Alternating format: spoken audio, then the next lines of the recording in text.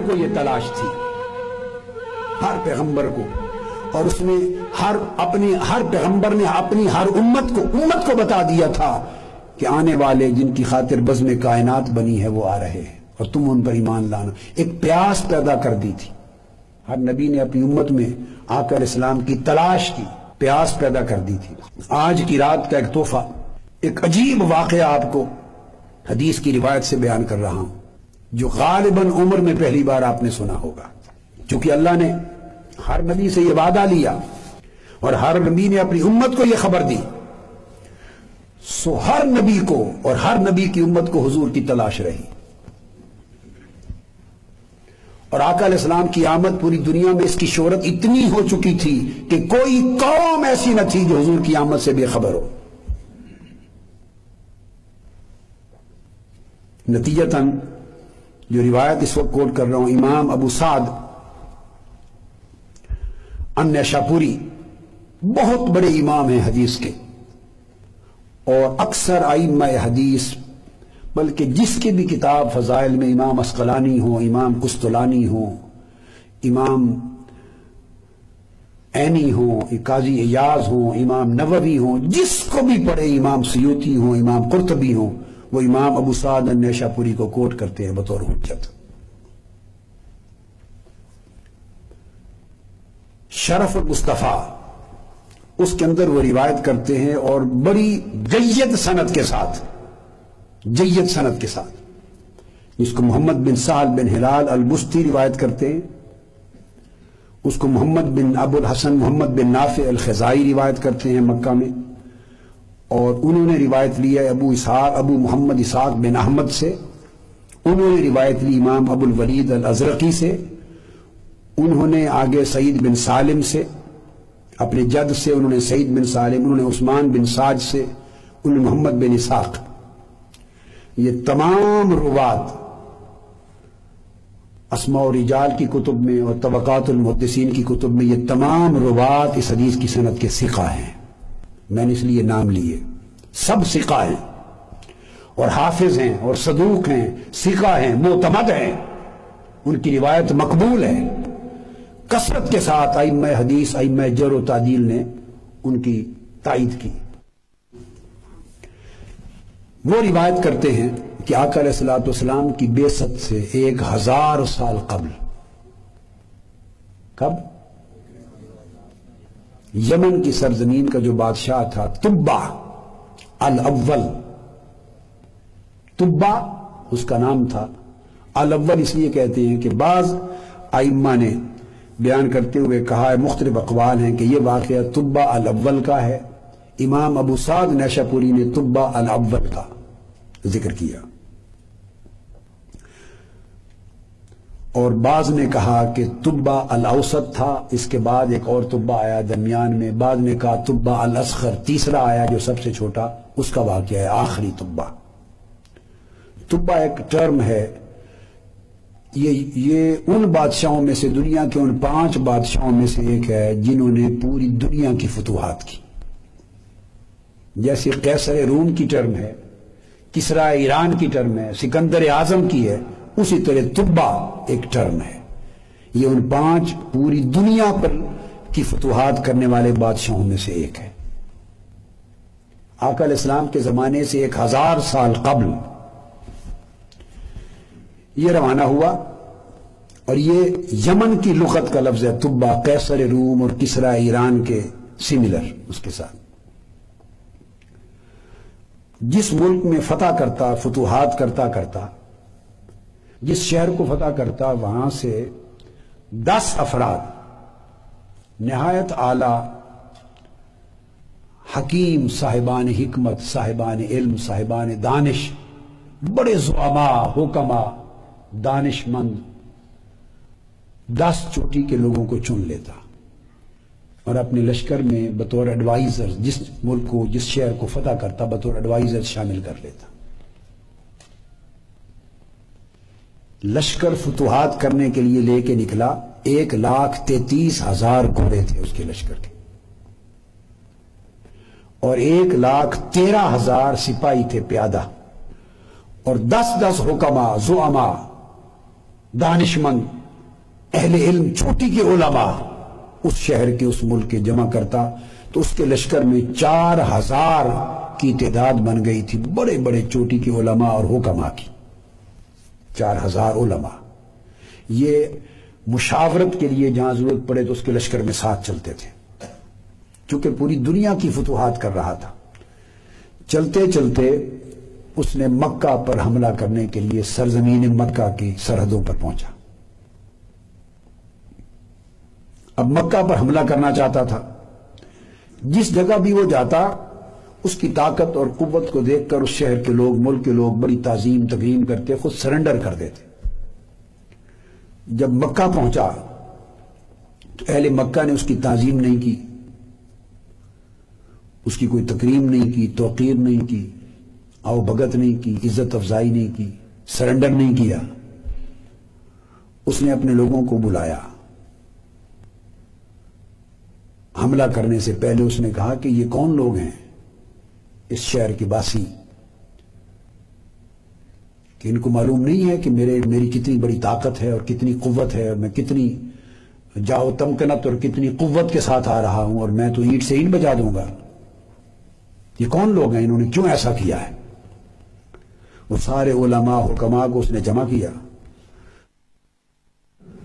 اس کے وزیر نے اس کو کہا، وزیر کا نام تھا اماریس، اس کا جو وزیر تھا بڑا وزیر اعظم سمجھ لیجیے۔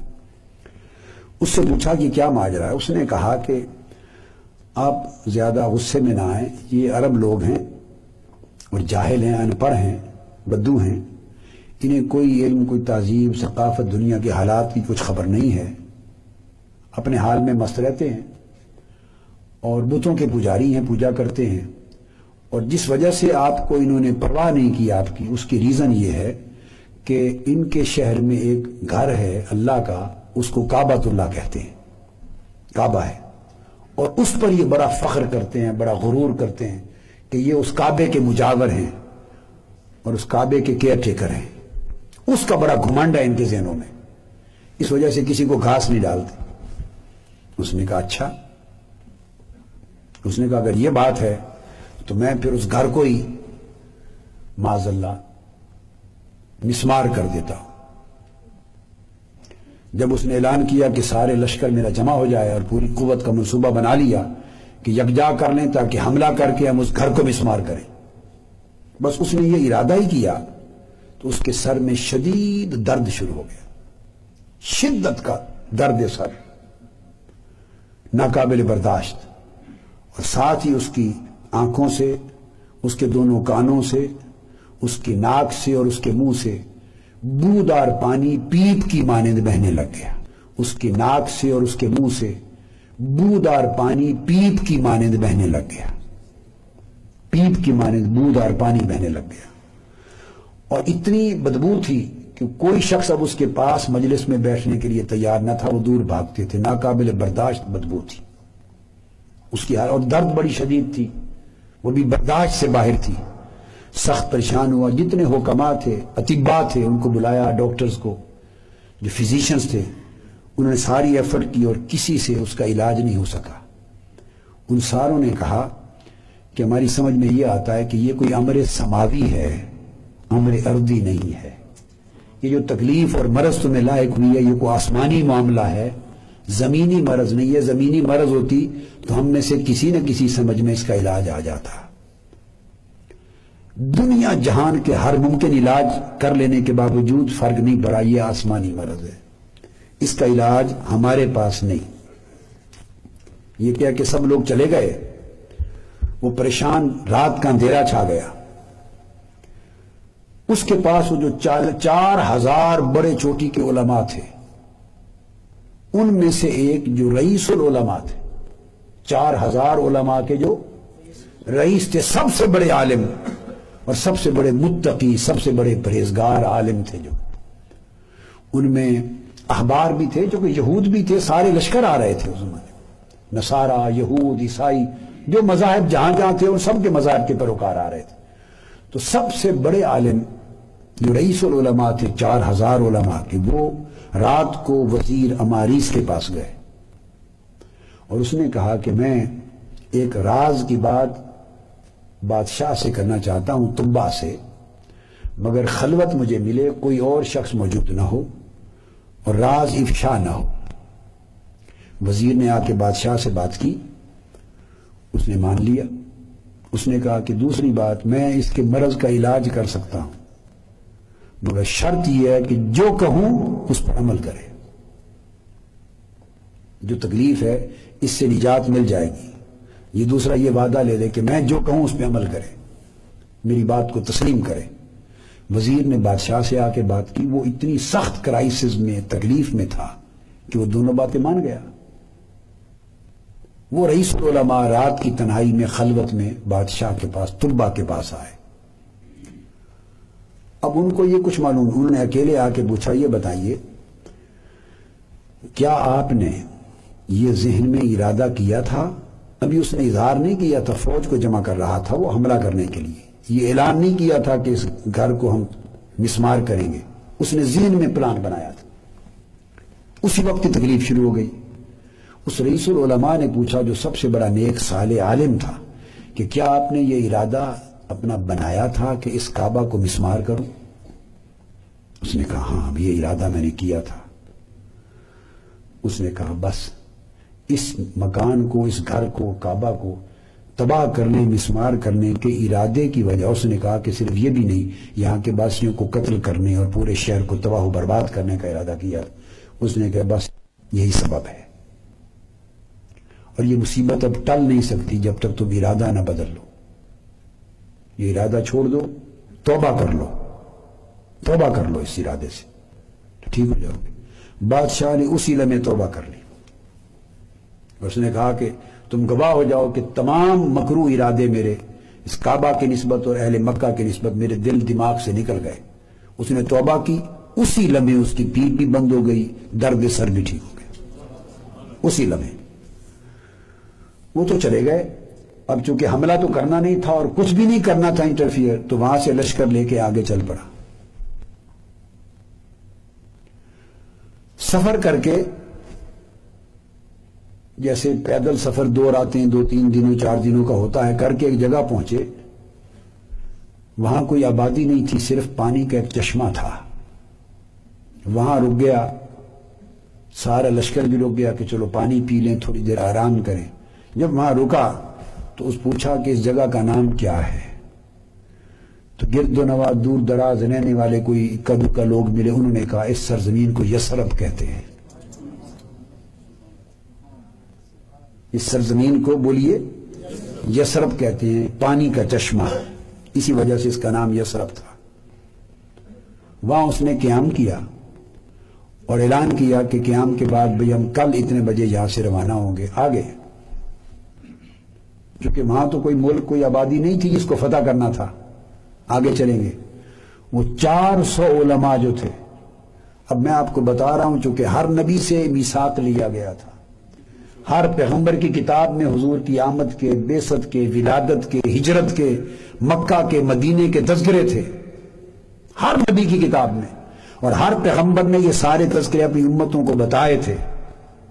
تو امت میں جو اہل علم تھے وہ تو ان کے حافظ تھے، ان تمام چیزوں کی پوری پہچان رکھتے تھے، اور وہی اہل علم تھے 4000 مختلف ملکوں کے جو اس نے جمع کر کے مشیر بنا رکھے تھے، جن کے پاس یہ نالج تھا آقا علیہ السلام کی بعثت کا اور کعبۃ اللہ کا اور حضور کی ہجرت کا اور مدینہ کا، کہ اس کا پرانا نام یثرب ہوگا، اور وہ نبی ہجرت کے بعد اس کو یثرب سے مدینہ بنا دیں۔ جب اس نے اعلان کیا کہ صبح ہم رخصت ہوں گے، تو 4000 جو علماء تھے انہوں نے رات کو میٹنگ کی، انہوں نے میٹنگ کی، اور میٹنگ میں انہوں نے ڈسکس کر کے یہ فیصلہ کیا۔ اب میں جو چونکہ اتنی بڑی بات ایک سنا رہا ہوں تو میں آپ کو بتا دوں کہ یہ محض کوئی ایک تو امام ابو سعد النیشاپوری جو بڑے جلیل القدر امام حدیث ہیں، انہوں نے شرف المصطفیٰ میں روایت کیا، قوی اور جید سند کے ساتھ۔ یہ کتاب پہلے چھپی ہوئی نہیں تھی، چند سال پہلے تاریخ میں پہلی مرتبہ چند سال قبل چھپی ہے، اور جس سال پہلی مرتبہ چھپی میں کویت میں تھا تو میں یہ نسخہ خرید لایا۔ اس سے پہلے اس کے مخطوطے تھے، اور ائمہ حدیث کی کتب میں مخطوطوں کے ذریعے سے اس کتاب کے حوالے ملتے تھے۔ پھر اس کو امام ابن عساکر نے روایت کیا ہے۔ اب سنتے آئیے ذرا، میں پہلے آپ کو یہاں تھوڑی دیر رک کر کوٹ کر دوں۔ امام ابن عساکر نے بھی اس کو روایت کیا، سب سے پہلے امام ابو سعد النیشاپوری نے روایت کیا، پھر امام ابو نعیم نے جو حدیث کے بڑے سکہ امام ہیں دلائل نبوت میں اس کو روایت کیا، امام سیوطی نے الدر المنصور میں روایت کیا، امام ابن سعد نے اپنی طبقات میں روایت کیا، جو تاریخ میں اسلام میں سب سے پہلی لکھی گئی کتاب تبع تابعین اور اس کے بعد کے زمانے میں امام ابن سعد نے طبقات میں روایت کیا، امام واقدی کی سند نے، امام واقدی نے اس کو روایت کیا،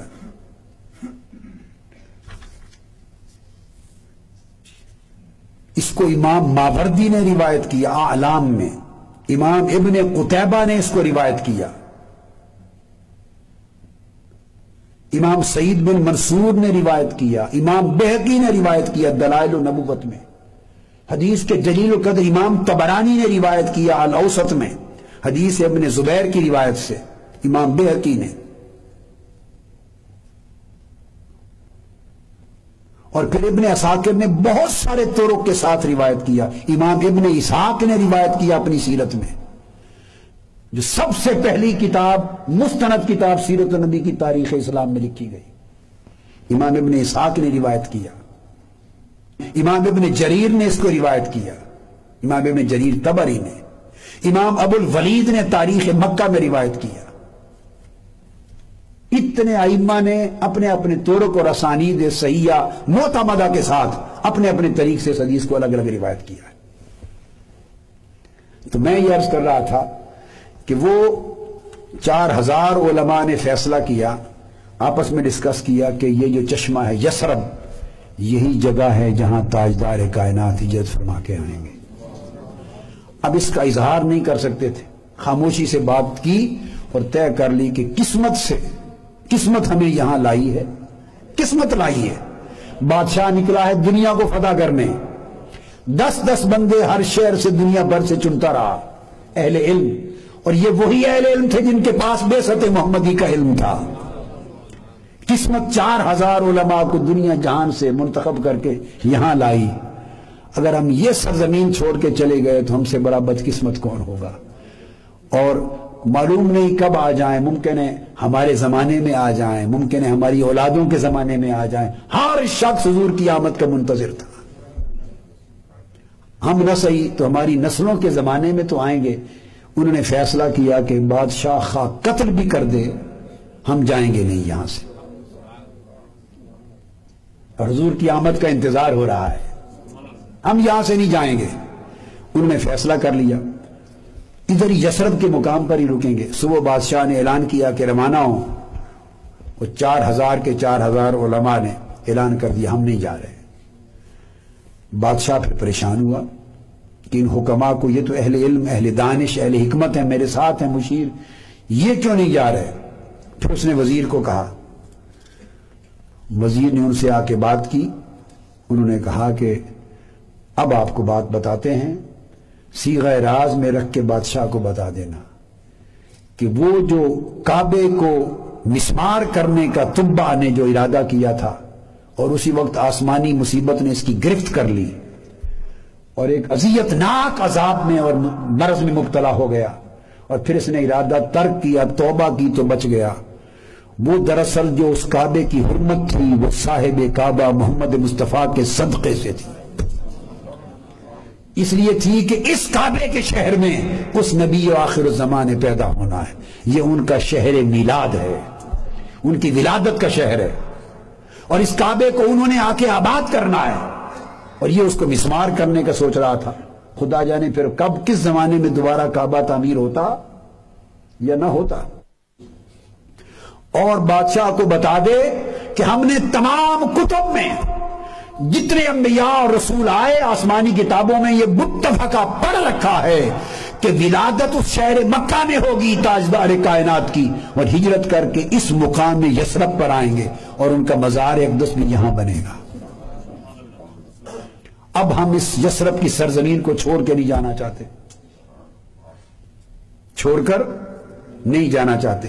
اور اس نے کہا کہ مبارک ہوگی ان لوگوں کے لیے کہ جو اپنی زندگی میں ان کا زمانہ پالیں گے اور ان پر ایمان لائیں گے، اور اگر وہ نہ پا سکے تو ان کی اولادیں ان کو پالے گی اور ان پر ایمان لائیں گی۔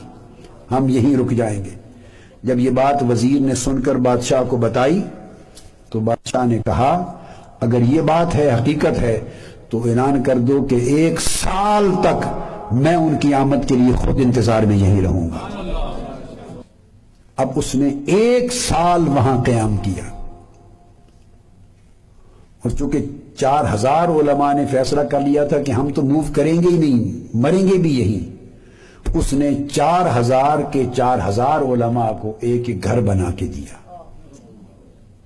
4000 گھر بنائے، ہر ایک کو وہاں ایک ایک گھر دیا، اور جو باندیاں لونڈیاں جہاں جہاں وہ فتوحات کرتا تھا، اور جو بچیاں خواتین جو بطور باندی لونڈی، پرانے زمانے میں ایک انٹرنیشنل لا تھا، یہ اسلام نے نہیں انٹروڈیوس کیا، یہ بات بائی دی وے بتا دوں، یہ حضور علیہ السلام کی آمد سے پہلے پوری اقوام عالم کے اندر باندیوں لونڈیوں کا اور ان کی مارکیٹنگ اور ان کا بیچنا، ان کا خریدنا اور لونڈی رکھنا، یہ پوری دنیا کی اقوام کا رواج تھا، غیر اسلامی۔ اسلام نے تو آ کے اس کو ختم کیا ہے گریجول پروسیس میں۔ تو وہ جو لونڈیاں ساتھ تھی اس کے لشکر میں، ان سب کو 4000 لونڈیوں کو آزاد کیا، اور آزاد کر کے اپنی موجودگی میں ایک ایک عالم کے ساتھ شادی کرائی اور ایک ایک گھر میں ٹھہرایا۔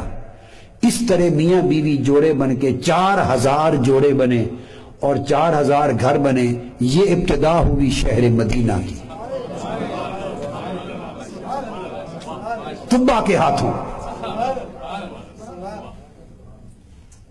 شہر مدینہ کی ابتدا ہوئی طبا کے ہاتھوں، اور پوری دنیا کے 4000 علماء اور حکماء جو صالح نیک برگزیدہ آقا علیہ السلام کی بعثت کی خبر رکھنے والے، ان کی شادیاں ہوئیں اور 4000 گھروں میں رہائش پذیر ہوئے۔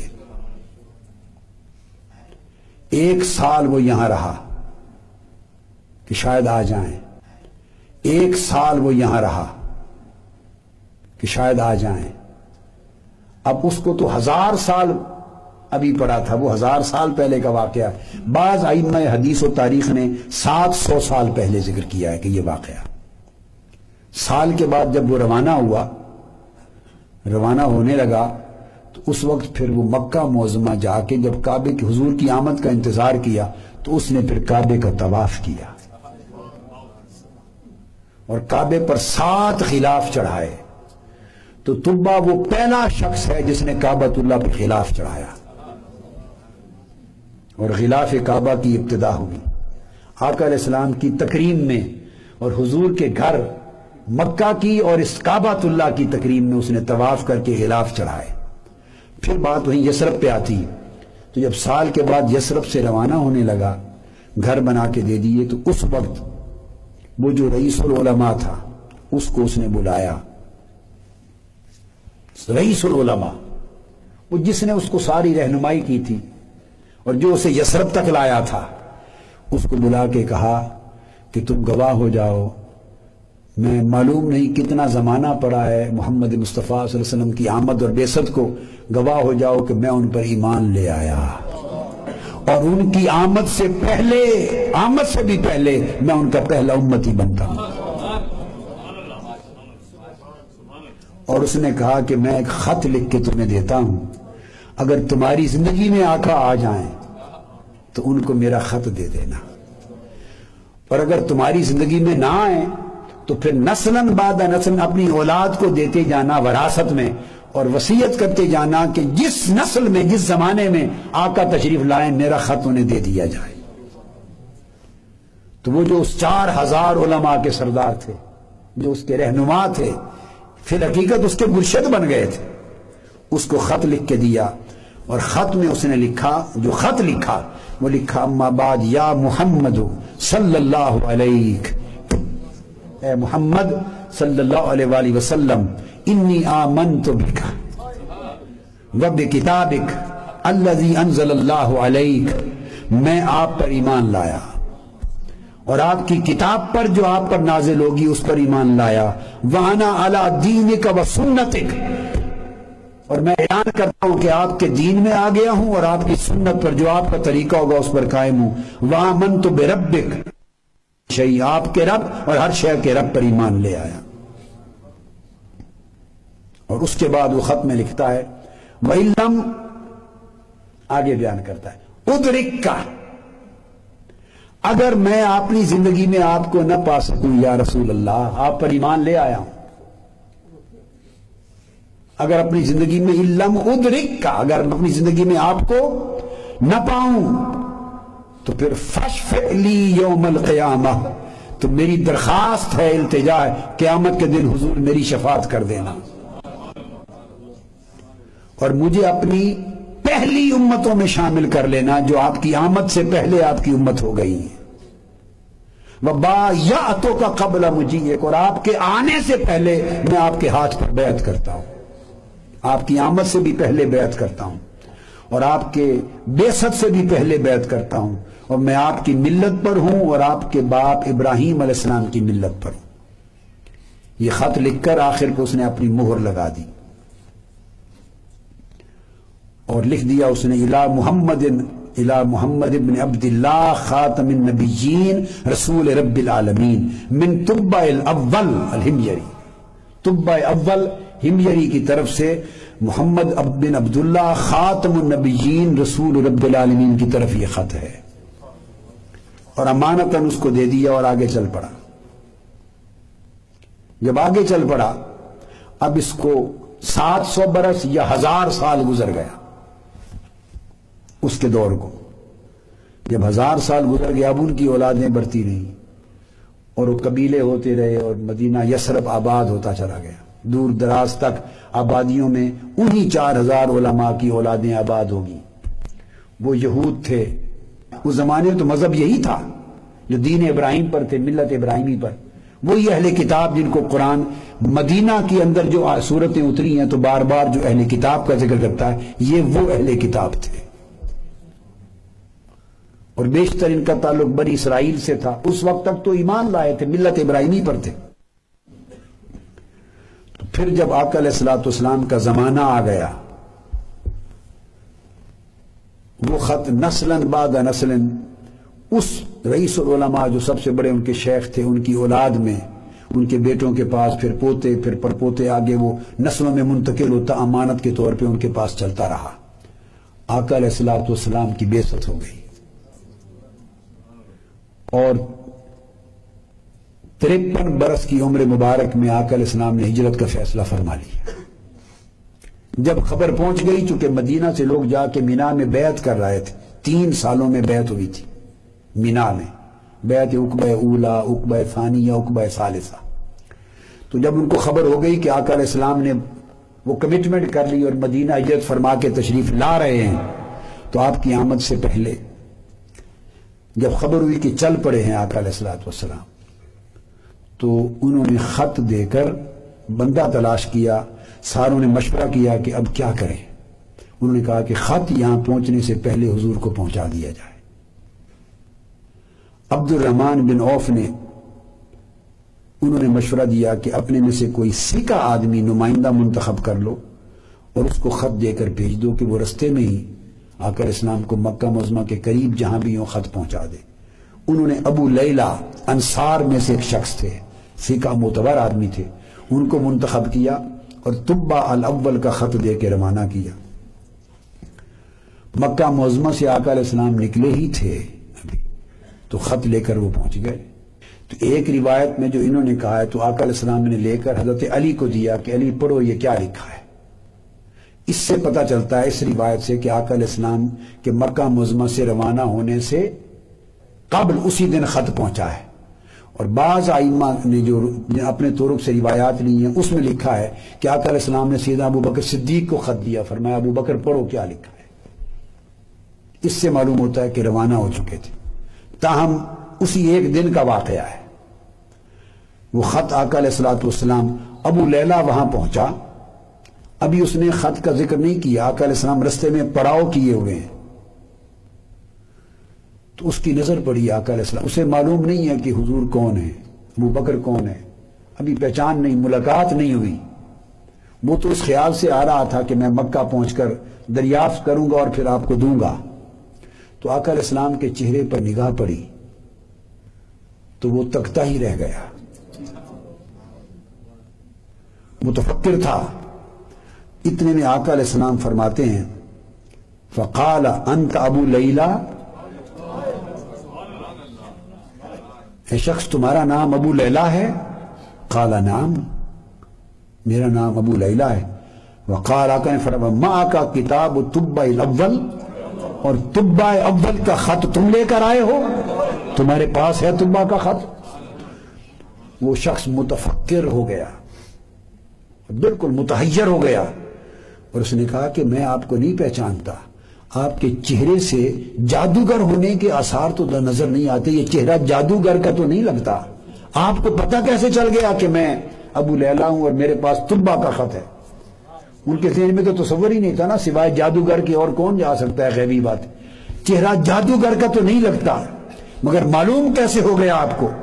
آقا علیہ السلام نے فرمایا میں محمد رسول اللہ، اور طبع نے میرے لیے وہ خط لکھا تھا، مجھے دے دو. تو آقا علیہ السلام کو وہ خط ملا. آقا نے سیدنا ابو بکر صدیق، اور اگر وہ روانگی سے پہلے پہنچا تھا تو سیدنا علی شیر خدا کو، دونوں روایات دیا پڑھنے کے لیے، اور خط ساتھ آقا نے رکھ لیا. اور پھر سفر ہجرت مکمل کر کے یثرب پہنچے، مدینہ پہنچے. سب نے استقبال کیا، اور ہر شخص خواہش مند تھا کہ حضور میرے گھر رکیں اور میرے گھر مہمان ہوں. ہر شخص خواہش مند تھا. تو آقا علیہ السلام نے ان کو فرما دیا کہ نہیں، نہ تم فیصلہ کرو گے نہ میں فیصلہ کروں گا، یہ اونٹنی خود فیصلہ کر دے گی. آپ نے فرمایا اونٹنی مامور ہے، اونٹنی اللہ کے امر کے ساتھ چل رہی ہے، بس انتظار کرو کس کے گھر یہ جا کے رکتی ہے اور بیٹھتی ہے. اب کل انصار مدینہ، اہل مدینہ جلوس کی شکل میں دف بجاتے اور آقا علیہ السلام کے استقبال کے نغمے گاتے، حضور کا استقبال کر رہے ہیں، اور چھوٹی بچیاں دف بجا کے طالع البدر علینا کے نغمے گا رہی ہیں. مدینہ کے شہر میں آقا کے استقبال کا سما تھا، اور سارا شہر اہل مدینہ کا پیچھے پیچھے تھا. آقا علیہ السلام اونٹنی پر سوار تھے، اور دنیا کی نگاہیں اونٹنی پر جمی ہوئی تھی کہ کس کے گھر جا کے بیٹھتی ہے. اونٹنی جو ناکا تھی آقا کی، چلتی چلتی حضرت ابو ایوب انصاری کا گھر آیا تو اس میں آ کے بیٹھ گئی. جب ابو ایوب انصاری کا گھر آیا تو اس کے گھر آ کے بیٹھ گئی. تو آقا علیہ السلام نے اس کا جو شجرہ نسب پوچھا تو ابو ایوب انصاری اس رئیس العلماء کی اولاد میں سے تھے جو طبع اول کو ایمان پر لایا تھا، جس نے دعوت دی تھی، جس نے رہنمائی کی تھی. یہ گھر ابو ایوب انصاری کا، یہ جو ابو ایوب انصاری اس رئیس العلماء کی نسل میں سے تھے. اونٹنی اسی کی نسل کے گھر جا کر بیٹھی، اور جب جا کے بیٹھی گھر میں تو امام ابو سعد النیشابوری کہتے ہیں کہ ابو ایوب انصاری سے پوچھا تو پتا چلا کہ 4000 علماء کے گھر الگ الگ بنا دیے تھے طبع اول نے. ایک گھر 1000 سال پہلے الگ بنا کے رئیس العلماء کو بتایا تھا ان 4000 گھروں میں آپ اور آپ کے خاندان رہیں گے، یہ گھر محمد مصطفیٰ کے لیے ہے، جب وہ آئیں گے یہ گھر ان کے لیے بنا کے رہ رہا ہوں. تو حقیقت میں وہ گھر ابو ایوب انصاری کا بھی نہیں تھا، ان کے کنٹرول میں تھا، وہ اس کے کیئر ٹیکر تھے، ان کی تحویل میں تھا. اونٹنی وہی بیٹھی جو 1000 سال پہلے طبع کے ہاتھوں دار مصطفیٰ کے طور پہ تعمیر ہوا تھا. یہ علم تو حضور کی اونٹنی کا ہے، یہ علم تو آقا کی اونٹنی کا ہے کہ ہر ایک نے کہا میرے گھر ٹھہرے. آقا کی اونٹنی نے کہا ارے تم کون ہو کہ مصطفیٰ تمہارے گھر ٹھہرے؟ مصطفیٰ کسی کا مہمان نہیں، ساری کائنات مصطفیٰ کی مہمان ہے. مصطفیٰ خود میزبان کائنات ہیں، یہ اپنے گھر ٹھہریں گے جو 1000 سال پہلے ان کے لیے تعمیر کیا گیا ہے. تو ابو ایوب انصاری کا گھر آقا علیہ السلام کے لیے تعمیر کردہ گھر تھا، جس میں آقا علیہ السلام کی اونٹنی ٹھہری، اور آقا علیہ السلام نے اس گھر میں قیام فرمایا.